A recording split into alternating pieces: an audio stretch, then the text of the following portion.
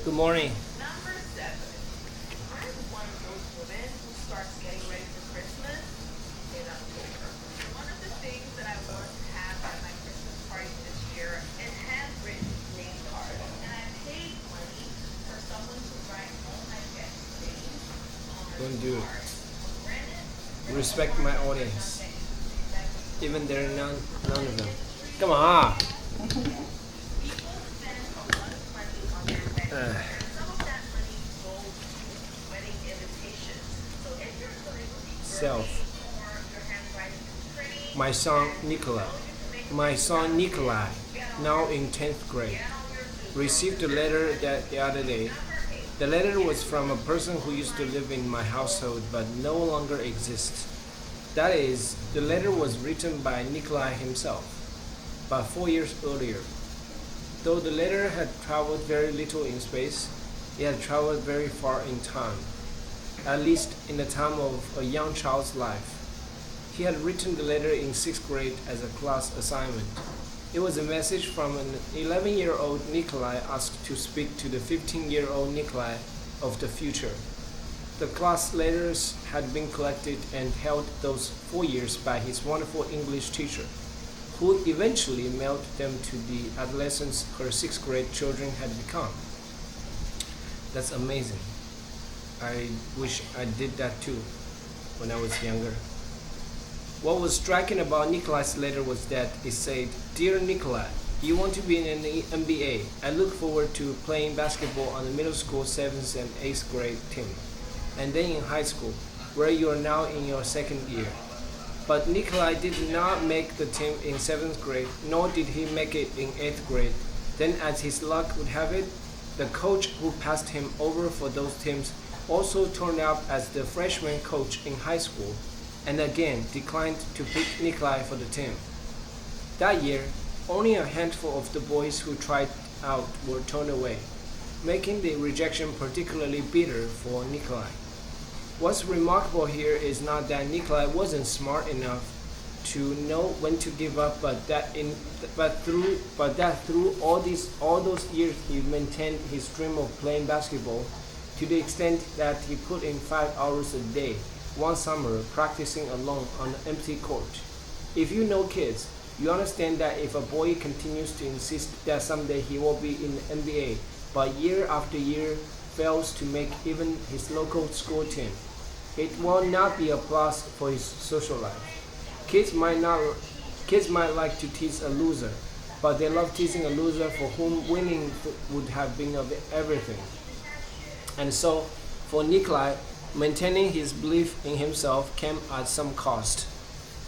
The story of Nikolai's basketball career is not over. At the end of 9th grade, his school's new junior varsity coach saw him practicing day after day, sometimes until it was so dark he could barely see the ball. He invited Nikolai to practice with the team that summer. This fall, he finally made the team. In fact, he is the team captain.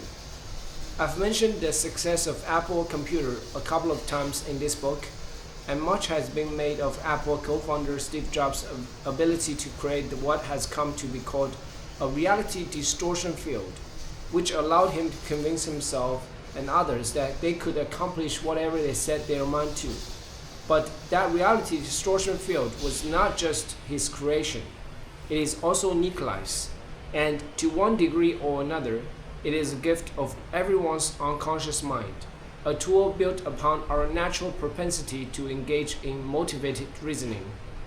There are few accomplishments, large or small, that don't depend to some degree on the accomplisher believing in him or herself. And the greatest accomplishments are the most likely to rely on that person being not only optimistic but unreasonably optimistic. It's not a good idea to believe you are Jesus, but believing you can become an NBA player or, like Jobs, come back from the humiliating defeat of being ejected from your own company, or be a great scientist or author or actor or singer may serve you very well indeed. Even if it doesn't end up turning out to be true in the details of what you accomplish, belief in the self is an ultimately positive force in life. As Steve Jobs said, You cannot connect the dots looking forward. You can only connect them looking backwards. So you have to trust that the dots will somehow connect in your future. I just really love this quote.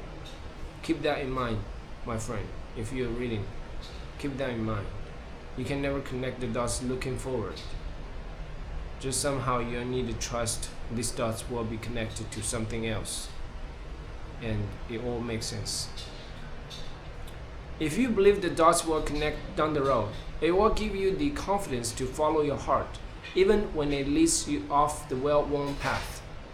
I've attempted, in writing this book, to illuminate the many ways in which a person's unconscious mind serves them. For me, the extent to which my inner unknown self guides my conscious mind came as a great surprise. An even greater surprise was the realization of how lost I would be without it. But of all the advantages our unconscious provides, it is this one that I value most. Our unconscious is at its best when it helps us create a positive and fond self of self, a feeling of power and control in a world full of powers far greater than the merely human. The artist Salvador Dali once said, "Every morning upon awakening, I experience a supreme pleasure, that of being Salvador Dali, and I ask myself, wonderstroke, what prodigious thing will he do today, this Salvador Dali?" Dali may have been a sweet guy, or he may have been an insufferable egomaniac, but there is something wonderful about his unrestrained and unabashedly optimistic vision of his future. The psychological literature is full of studies illustrating the benefits, both personal and social, of holding positive illusions about ourselves. Researchers find that when they induce a positive mood, by whatever means, people are more likely to interact with others and more likely to help others. Those feeling good about themselves are more cooperative in bargaining situations and more likely to find a constructive solution to their conflicts. They are also better problem solvers, more motivated to succeed, and more likely to persist in the face of a challenge.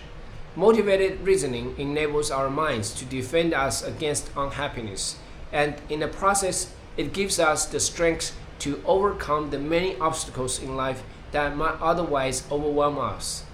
The more of it we do, the better off we tend to be, for it seems to inspire us to strive to become what we think we are. In fact, studies show that the people with the most accurate self-perceptions tend to be moderately depressed, suffered from low self-esteem, or both. An overly positive self-evaluation, on the other hand, is normal and healthy. I imagine that 50,000 years ago, anyone in their right mind looking toward the harsh winters of Northern Europe would have crawled into a cave and given up. Women seeing their children die from rampant infections, men watching their women die in childbirth, human tribes suffering drought, flood, and famine must have found it difficult to keep courageously marching forward. But with so many seemingly insurmountable barriers in life, nature provided us with the means to create an unrealistically rosy attitude about overcoming them, which help us to do precisely that. As you confront the world, unrealistic optimism can be a life vest that keeps you afloat. Modern life, like our primitive past, has its daunting obstacles. The physicist Joe Polinsky wrote that when he started to draft his textbook on string theory, he expected that the project would take on 1 year. It took him 10. Looking back, had I had a sober assessment of the time and effort required to write this book, or to become a theoretical physicist, I would have shrunk before both endeavors. Motivated reasoning and motivated remembering and all the other quirks of how we think about ourselves and our world may have their downsides. But when we are facing great challenges, whether it's losing a job, embarking on a course of chemotherapy, writing a book, enduring a decade of medical school, internship, and residency, spending the thousands of practice hours necessary to become an accomplished violinist or ballet dancer, putting in years of 80-hour weeks to establish a new business, or starting over in a new country with no money and no skills, the natural optimism of the human mind is one of our greatest gifts. Before my brothers and I were born, my parents lived in a small flat on the north side of Chicago.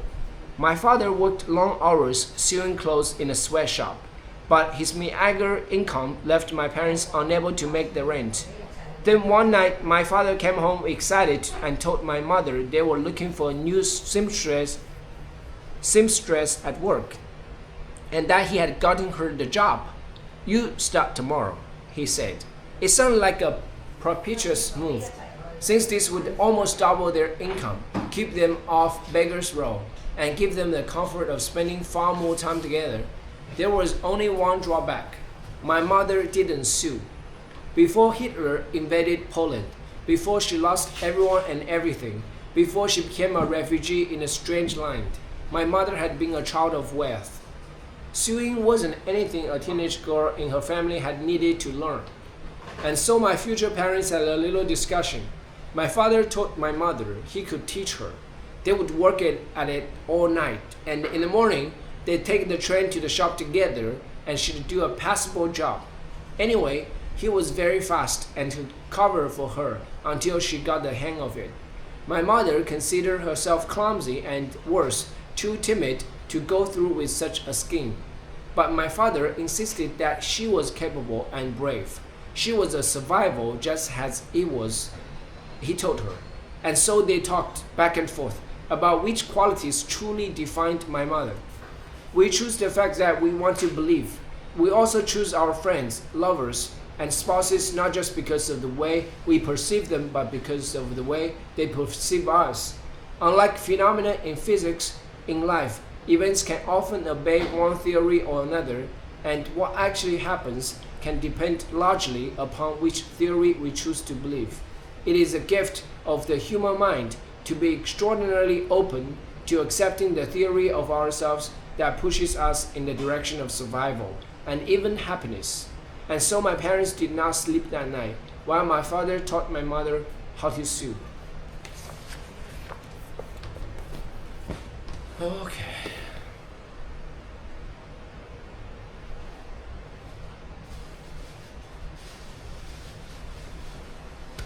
Thanks for reading with me. 停止录像。